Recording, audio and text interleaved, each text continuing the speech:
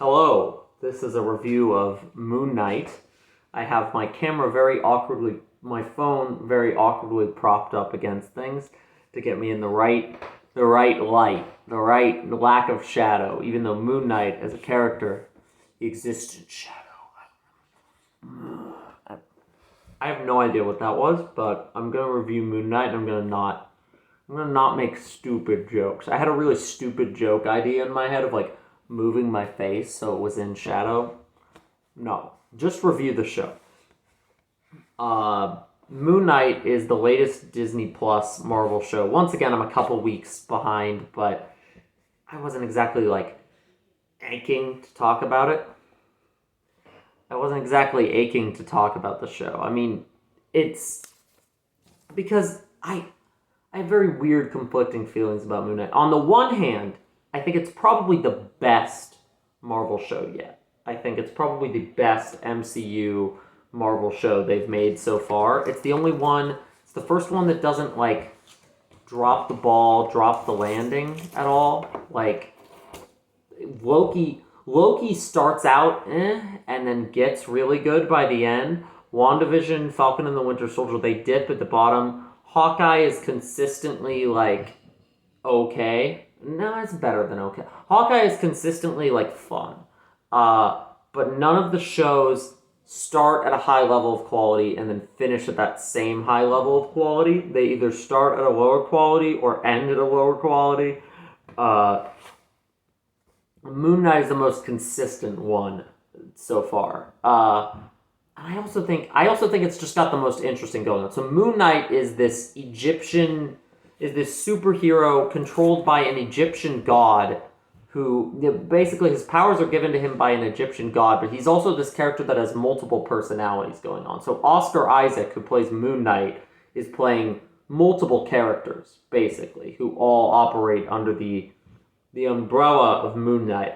And they do this really well starting out with basically the whole first episode, or first two episodes, are one of the personalities, Steven, learning that he has other personalities, learning that he's this superhero named Moon Knight. And it's got very good thriller, tense, almost horror vibes.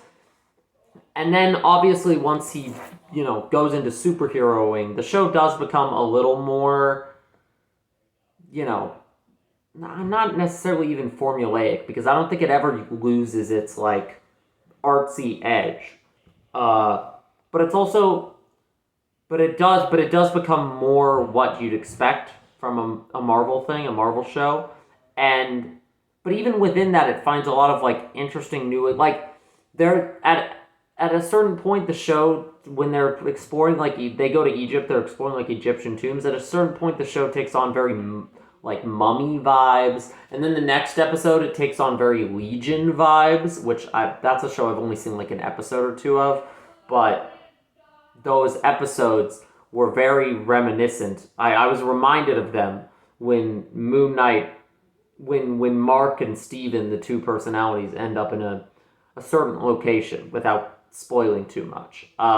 There's a nice eclectic slate of influences here, and it's also refreshingly disconnected from the rest of the MCU. I don't think there's a single line of dialogue mentioning the blip or the snap or the Avengers or anything like that. There's no it could be it, but it could be its own thing. But it also still feels like it fits in the MCU. It's not like the Netflix shows, which are by all intents and purposes basically their own thing because they feel completely distinct. This drawer is open and it was bothering me. I tried to push it in earlier, but I couldn't. There we go. Fixed.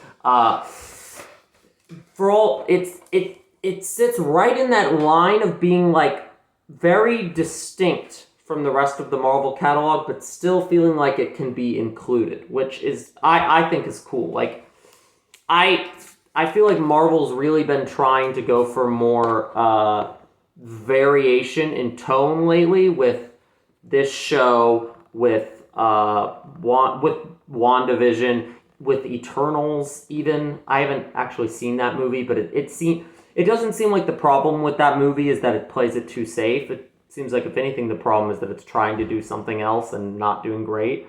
And even the most recent Marvel movie, which I will have another review coming out about very soon, there's this decided attempt from Marvel to try to, like, have some kind of variation going on. Like, it seems like they're aware of the everything is the same tonal problem, and they're trying to divvy it up.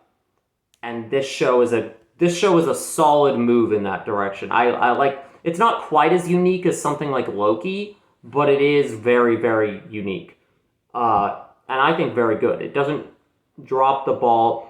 There's one episode in the middle that is definitely, like, there's a decidable worst episode, but that episode does not hit the lows that some of Loki's lowest moments get to. So I would say it's a lot better than that. Now, all of that being said, this is going to sound like I really loved Moon Knight, and I really wanted to love Moon Knight. I almost loved Moon Knight. Here's the thing with these Marvel shows that I'm starting to realize. Where I go in expectation-wise has a major impact on where I come out. I wasn't expecting much from Wanda. I know I actually wasn't. I was expecting a lot from WandaVision, and I mostly got that a lot until the show. I really think WandaVision, until, like, the last episode, is one of the best things Marvel has made. The last episode pushes it down into, like, the set. Like, the Marvel, like, quality ceiling is like an 8 out of 10. If we're assuming 8 out of 10 is the best a Marvel movie can go, which I would say, like, No Way Home, I thought was an 8 out of 10.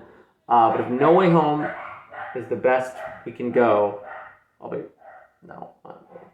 the dogs are done barking. If No Way Home is the ceiling, then WandaVision could have been at that ceiling, but then it kind of dipped in the last episode. And I don't even, where was I going with this train of thought? I think quality, what I expect going in indicates what I end up feeling about the show as a whole. So, like, I went into WandaVision expecting a like, high-quality thing, and I mostly got it until the end. I went into Falcon and Winter Soldier and Loki expecting almost nothing, and so that made me enjoy those shows a lot more. Moon Knight, Hawkeye, same thing. Went in with pretty low expectations. Moon Knight, as a concept and as an idea, and just everything I've heard about, even, like, the comic character, like, sets you up for, like, Daredevil levels of quality. Like the Netflix Marvel shows. I feel like that's what a lot of people wanted and were hoping for. And it doesn't quite hit that. And I don't think that's a honestly, I think the show's better than some of the Netflix Marvel seasons, but I don't think it's better than, like, season 1 Daredevil, which is kind of, like, still that skill ceiling. Ceiling for MCU adjacent stuff. But part of what made Daredevil so good was that it was very much its own. It was doing things Marvel won't do, simply. And Moon Knight always gets so close to going to that realm, but just doesn't quite do it. And so I have this really conflicting feeling about it, where I really, really, really liked the show, and I thought it was one of the best Marvel shows, but I wasn't inspired to immediately talk about it after I finished watching it in a review. I wasn't thinking about it week to week, every week after I watched an episode. I was like, ooh, new Marvel episode. Like, and that's kind of how I've watched most of these shows. And I just feel like Moon Knight is the first one of these shows that is such a cool concept that even though it was the best Marvel show, it left me feeling like I wanted more. Not just more seasons, although I do want more seasons. The last episode leaves you gives you a nice juicy taste of, like, I had plans for future seasons. But it left me feeling like I wanted more from this concept, from these characters, from this idea. Like, so I both thought it was really good, but also kind of understand why somebody wouldn't enjoy it. And I'm starting to feel that way about a lot of the Marvel shows. Like, I've liked all the Marvel shows I've watched a lot. Some of them I've liked a lot, but it's hard for me to love them when we're always pushing on to the next big thing, the next big new Marvel thing. And Moon Knight didn't do that as much. There was setup for season 2, but there wasn't setup for anything else. The last episode did not. They didn't do what Falcon and Winter Soldier and WandaVision did and write a last episode full of annoying teases to future things. I mean, Loki also did. It was kind of like Loki. It mostly teased.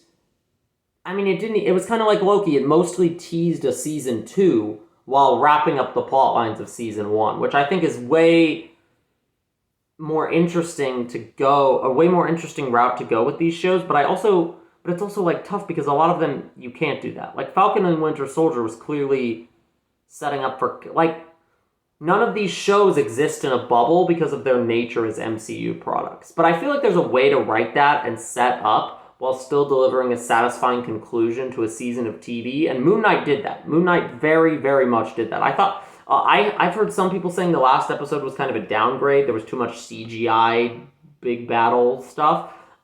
I feel like, I mean, there was a big CGI battle, but it was almost kind of in the background. It was almost like an exec said, this episode needs a little more action. Okay, we'll throw in the two gods fighting.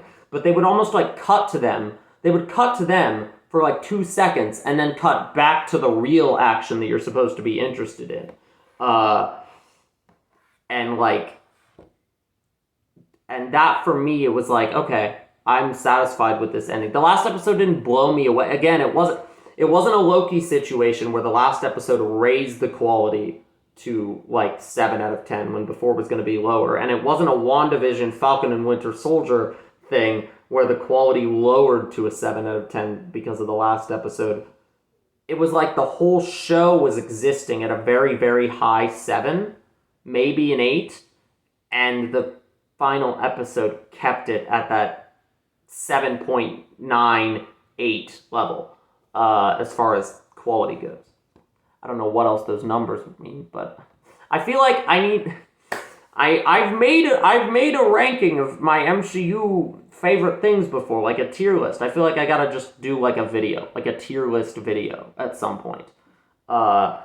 It's particularly about these TV shows. Oh yeah, because I ranked all the Marvel stuff for fun one time, and I ended up just putting all the TV shows in relatively the same spot because I had relatively the same opinions about them. But as time goes on, there's like a minutia. I want to rank specifically the TV shows. Maybe I'll do it at some point soon. I don't know when because there's a never-ending slate of TV shows to be rolled out. So there's no good time to do an MCU show tier list video.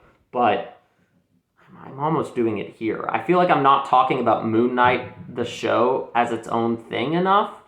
But I also feel like that's very indicative of how I'm viewing this show. Like, I'm in a microcosm, I enjoyed it, but as a larger,